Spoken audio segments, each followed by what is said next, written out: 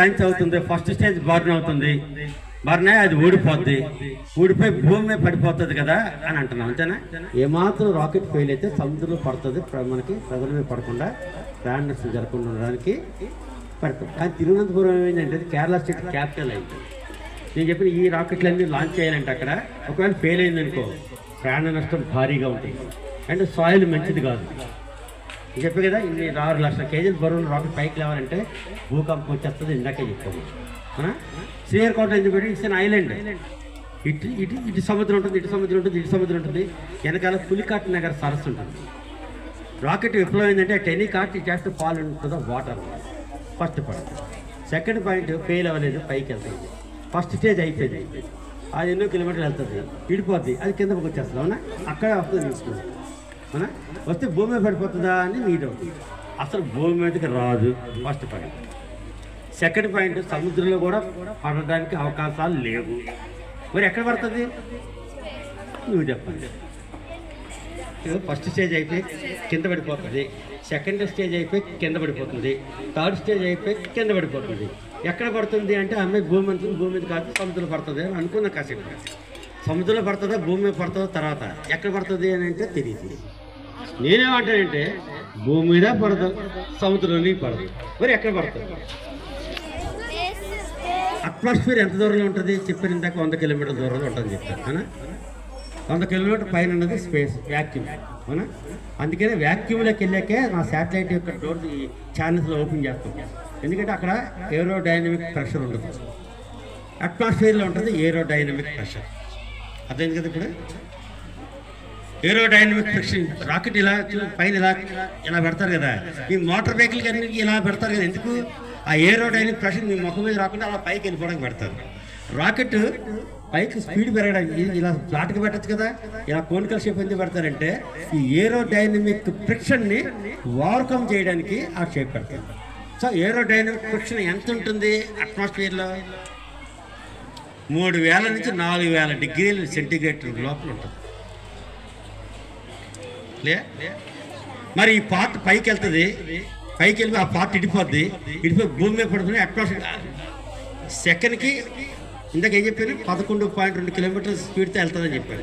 అంటే ఒక సెకండ్కి 10 సెకండ్లకి అట్మాస్ఫియర్ దాటిపోద్ది, స్పేస్లోకి వెళ్ళిపోద్ది. ఆ తర్వాత అక్కడ ఇడిపోతాయి పార్ట్లు, అవి మళ్ళీ కింద భూమి మీద వచ్చేస్తాయి, అట్మాస్ఫియర్లోకి ఎంటర్ అవుతుంది. అట్మాస్ఫియర్లోకి ఎంటర్ అవగానే ఫ్రిక్షన్ మొదలవుతుంది. ఆ ఫ్రిక్షన్ వల్ల టెంపరేచర్ 3000 నుంచి 4000 డిగ్రీల సెంటీగ్రేడ్లో ఉంటాయి. ఫర్ ఎగ్జాంపుల్ ఈ రాకెట్ అల్యూమినియం వాడతారు, ఇనుము వాడతారు, అదే స్టీల్ వాడతారు, ఇనుము వాడతారు. ఇప్పుడు ఏమో ఇనుము అనేది కొంచెం ఇంకా ఎక్కువ. ఇనుము ఐరన్ యొక్క మెల్టింగ్ టెంపరేచర్ ఎంత అది తెలియాలి, మీకు తెలియడం కష్టం. ఇంజనీరింగ్ స్టూడెంట్స్ చెప్తారు, మెకానికల్ మెట్రాలజీ వాళ్ళు చెప్తారు. ఐరన్ అంటే తెలుసు కదా, ఇనుము, దాని యొక్క మెల్టింగ్ టెంపరేచర్ 1535 డిగ్రీల సెంటీగ్రేడ్. అదేనా?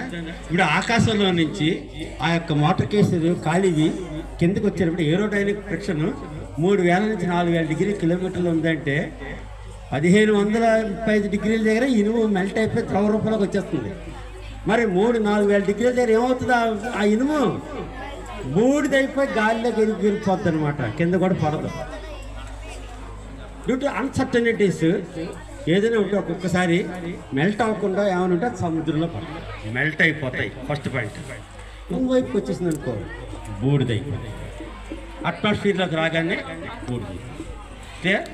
స్వామి వివేకానంద ఆ రోజుల్లో ప్రపంచ యువతకి స్ఫూర్తి దాత. ఆయన ఏమన్నారు? మీకు అందరికి ఏం మెసేజ్ ఇచ్చారు?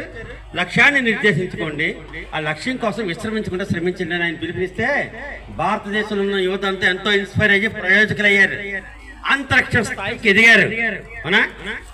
ఆయన పుట్టినరోజు జనవరి 12వ తారీఖున నేషనల్ యూత్ డే సెలబ్రేషన్స్ మీరు జరుపుకుంటున్నారు, జాతీయ యువ దినోత్సవం. అవునా కదా?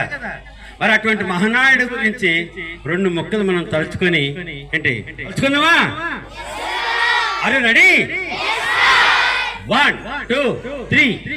స్వామీజీ వివేకుడు కలలగన్న భారతం గత వైభవ శిఖరాల అంచుదాకా చేర్చుదాం, ఇహ పరాలతో కూడిన జీవనమే మన లక్ష్యం. ఆ లక్ష్యం చేరుదాకా ఆగకుండా సాగుదాం.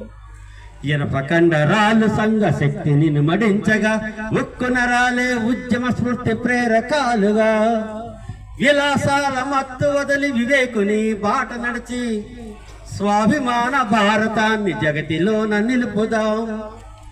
దేవుడెక్కడున్నాడని నలుదిక్కుల శోధించి, దీన దళిత దుఃఖితులను దైవంగా దర్శించి, పంతాలెన్నున్నా మన గమ్యం ఒక్కటేనని ప్రపంచానికి అందించే సందేశం ఇదేనని ప్రతి పౌరుడు తన సోదరుడిని సగర్వంగా ప్రకటించి, అన్నార్తుల అజ్ఞానుల కష్టాలను కడతీర్చి, జగతిలోన భరతమాత నది దేవతగా నిలిపి, భారతీయతే ఈ వసుదలోన మార్గదర్శి కావాలని స్వామీజీ వివేకుడు కలలుగన్న భారతం గత వైభవ శిఖరాల అంచుదాకా చేర్చుదాం. ఇహ పరాలతో కూడిన జీవనమే మన లక్ష్యం. ఆ లక్ష్యం చేరుదాకా ఆగకుండా సాగుదాం. ఆ లక్ష్యం చేరుదాకా ఆగకుండా సాగుదాం. ఆ లక్ష్యం చేరుదాకా ఆగకుండా సాగుదాం. భారత్ మాతా కీ జై. జై హింద్. Thank you all.